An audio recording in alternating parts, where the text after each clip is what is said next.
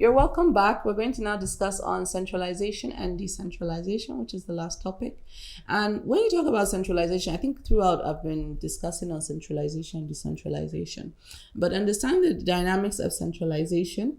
As I said, when you talk about bureaucracy and the line of authority that exists in any organization, it determines the pace and the efficiency and effectiveness in which decisions are made. And with that, it of course determines the ability or inability of an organization to get things done effectively. Now, centralization, we say that in this type of organizational structure, all decisions as well as processes are defined and handled by the top management, and meaning that at the end of the day, those at the middle management or even lower management level will not have the authority to make certain decisions. Now, as I said, looking at the different structure systems that we have looked at so far, we have seen how decision making is a paramount part of any structure system, and once the pace of the decisions are slowed down, it affects the productivity of any organization.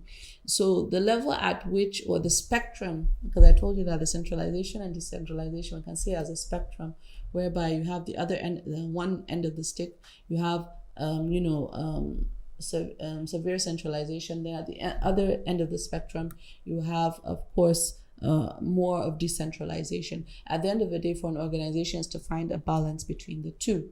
But again, we said that with centralizations, employees and managers are responsible for the successful implementation of the decisions that have to follow them at the end of the day. Because at the end of the day, they are the line of authority.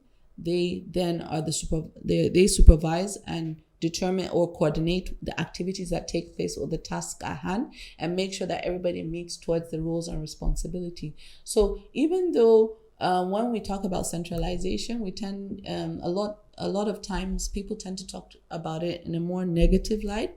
It has its advantages if the balance of it is used right. So of course, with that, you see how supervisors have to make sure that at the end of the day, especially when you talk about centralization, they are basically determine whether determine the outcome of the task at hand, which employees that their subordinates have to play. Then also the employees low in the chain of the command play a minimum role in the process of decision making. That's another problem of centralization, is that there's less of what we call decision making, participative decision making. You tend to see how there's no platform or room or open policy where employees can feel they can be part and parcel of the decision making. Again, this is what usually you see in a centralized structure system. And then also the centralized structure has a top-down approach of decision flows. So it's all about what the management decides, and it goes down to the employees. So it's more of a directive than more of a participative or feedback system. So with centralized systems, you tend to see how it's all about the authority that makes the final decisions, and then whatever decision is made is directed towards the employees to follow suit. And that in itself, although it has advantages, because of course decisions are to an extent, once a decision is made, then everybody has to follow suit. But then it can have its effect, that's its negative effect, because if you make a decision that employees are not comfortable with, or because decisions are made from the top management and not from the perspective of those that actually do the nitty-gritty of the work, then at the end of the day, it could waste a lot of time and resources, because then the management has to go back to the drawing board to really look at the perspective of then the employees at the lower level. So that's some of the disadvantages of that centralization. But of course, it has its advantages in terms of line of authority, decision making, and everybody following suit in terms of that.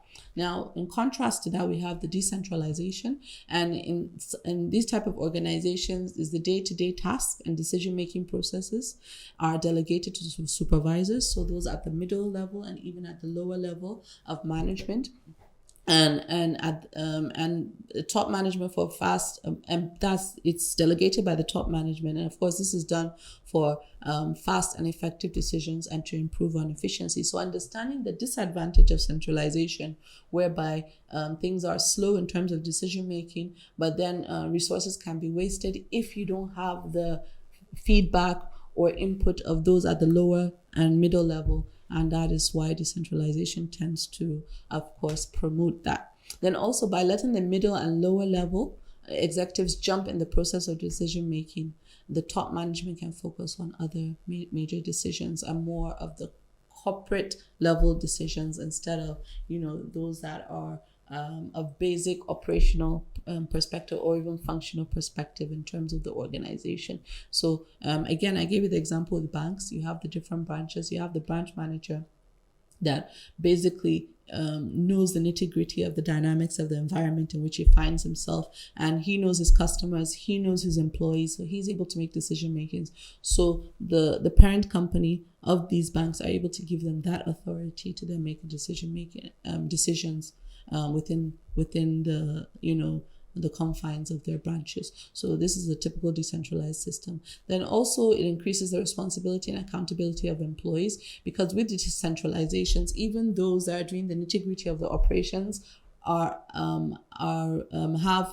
to be accountable for their roles and responsibilities. This is clearly defined, and it's tied to even their performance, their promotion. So that way it helps towards making sure that everybody is accountable towards achieving the task that they say they're going to achieve within a period of time. And this is a typical decentralized structure system. So as I said, for any organization, of course, you would see one dominates more than the other. You would have more of a centralized or more of a decentralized. But at the end of the day, you can't do without both. There should be a balance between the two, whereby depending on what works for the organization, you're able to then incorporate and use some of these characteristics or dynamics that I've described to you to then incorporate into an organization towards achieving the goals and objectives. So with that, we're going to stop here, and I hope you enjoyed the video. Again, at the end of the day, we can see that we've looked at the organizational structure system, and we've understood that for any organization, the structure system becomes a viewing glass. It becomes the image of the organization, and having a structure system that is sound in terms of allocation, that's supervision, allocation, task at hand, the functionalities that exist, and clearly define the roles and responsibilities of the individual, of the employees, gives a clear picture of how the organization intends to align towards the goals and objectives of an organization.